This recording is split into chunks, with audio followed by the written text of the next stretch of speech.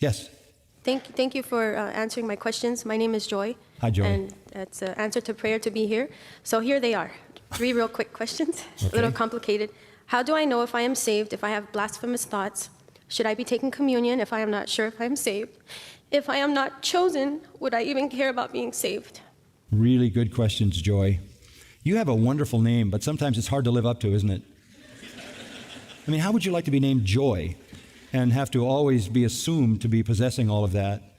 I can hear the cry of your heart, Joy. I want to make it as simple as I can.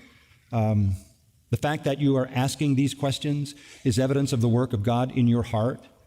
It is evidence of your desire for Him and for salvation and to know Him. That is evident there. The fact that you would stand up in front of all of us and unbear your heart in such a sweet and honest way is evidence of the hunger of your heart to know Him, and I think that's what you're essentially saying.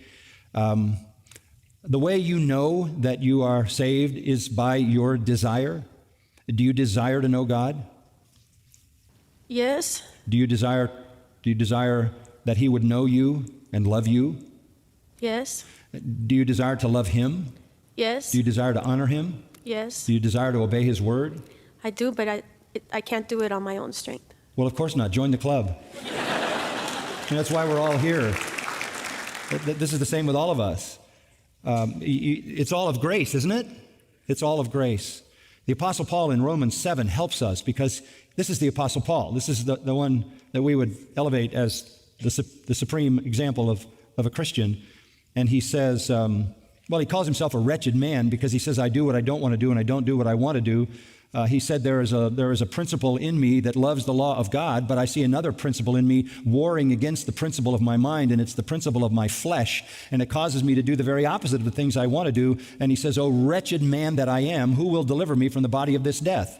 And that's a very interesting illustration. One of the ways that murderers were punished in the ancient world was that the victim that they had murdered was strapped to their body, and eventually the decay from the corpse would destroy them. Paul feels, even though he's a believer, that he's got the dead body of his sinful nature still tied to him. So what you're saying to me is essentially the same cry that came out of the noblest of all Christians. And that very cry is evidence of the work of God in your heart, that you desire to know God, to be loved by God, to love God, to honor God, to obey God, and that you know you can't is a statement of a genuine believer.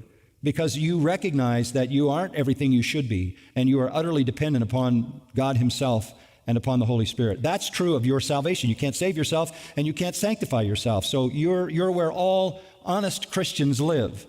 You're saying, I'm not what I want to be, but I know what I want to be. I'm not what I ought to be, but I know what I ought to be. It's about direction. It's about affection. It's about love. And we've talked about that recently when Jesus was restoring Peter.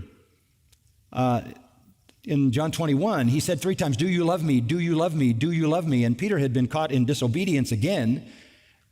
And yet he said, Lord, you know me, you know I love you. Then feed my sheep. He accepted the failing life of Peter, the tendency to be disobedient, and even maybe to have ungodly thoughts, which is just part of that remaining sin nature. But he accepted that man, and he accepts all of us if we love him, and calls on us to love him more. So you don't want to evaluate the character of your salvation by your failures. You want to assess the genuineness of your salvation by your desires, by what you love, what you long for, what you want. And you're here. And that says everything. This is not a place for people running from God. This is a place for people running to Him. But asking the question is important. The purest joy, to kind of play on your name a little bit, the purest joy in the Christian life comes when we are obeying Him, loving Him, serving Him, worshiping Him. That's when we enjoy the most assurance. Security is one thing. Security means that I am saved and He will keep me until I see Him face to face. I'm secure in Him. That's not assurance. Assurance is the confidence I have in my mind of my salvation. Many people are saved, they're secured by God in that salvation, but they don't always have the assurance. Why do we struggle with assurance? Because we know our weakness, because we know our temptations, because we know we're not what we ought to be. Sometimes because we fall into a pattern of sin and we lose our assurance. Sometimes because perhaps we have been taught wrongly that you might do something cause you to lose your salvation, and that generates a certain amount of fear.